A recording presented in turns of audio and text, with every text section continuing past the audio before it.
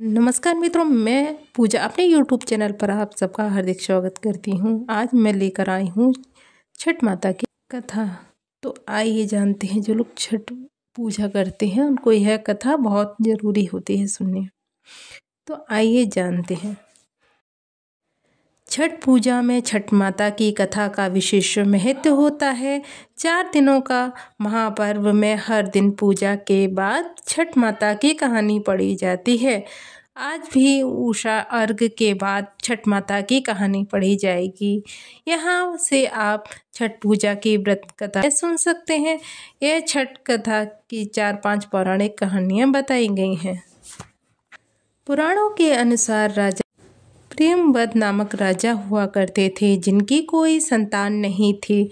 तब महर्षि कश्यप ने पुत्र प्राप्ति के लिए राजा के यहाँ यज्ञ का आयोजन किया। महर्षि ने यज्ञ आहुति के लिए बनाई गई खीर को प्रियव्रत की पत्नी मालिनी को खाने के लिए कहा।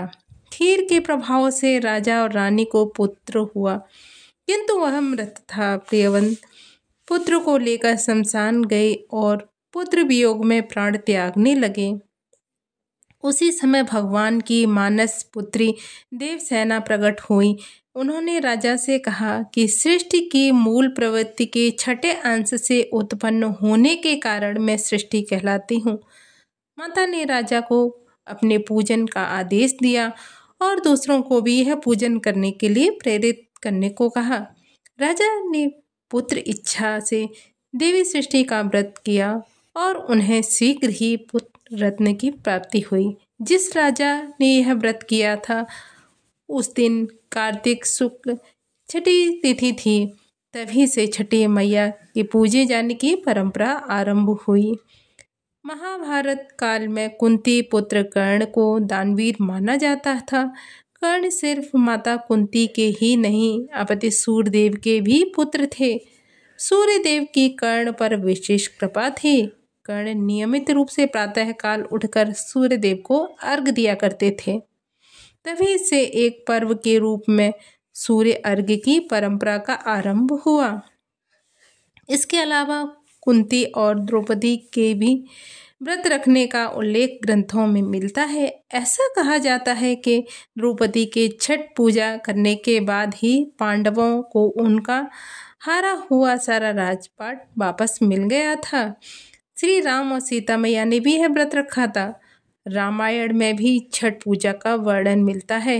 दरअसल भगवान राम सूर्यवंशी कुल के राजा थे और उन्होंने आराध्य एवं कुल देवता सूर्यदेव ही थे। इसी कारण से राम राज्य की स्थापना से पूर्व भगवान राम ने माता सीता के साथ कार्तिक शुक्ल छठी के दिन छठ पर्व मनाते हुए भगवान सूर्य की पूजा की विधि विधान से की थी। महीपाल की कहानी।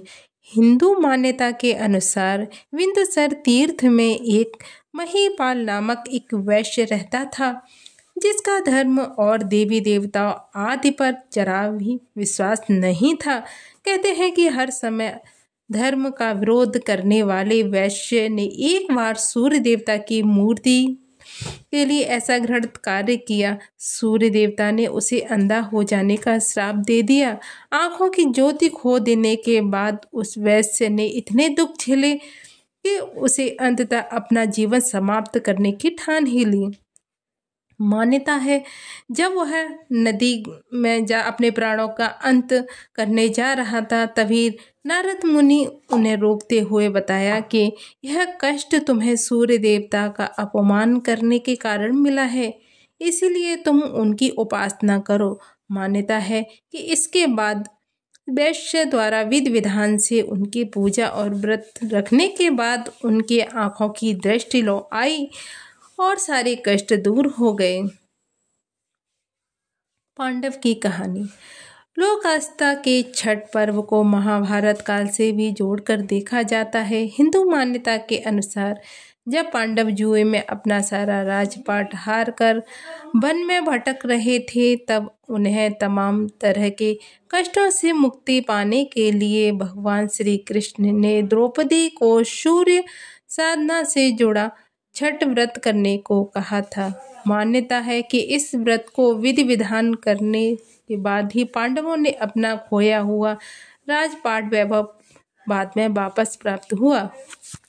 तो यहाँ पर कथा का अंत होता है। अगर आपको ये वीडियो पसंद आए तो आप वीडियो को लाइक करें, चैनल को सब्सक्राइब करें, अपनी फ्रेंड फैमिली के साथ ज़रूर से ज़रूर शेयर करें।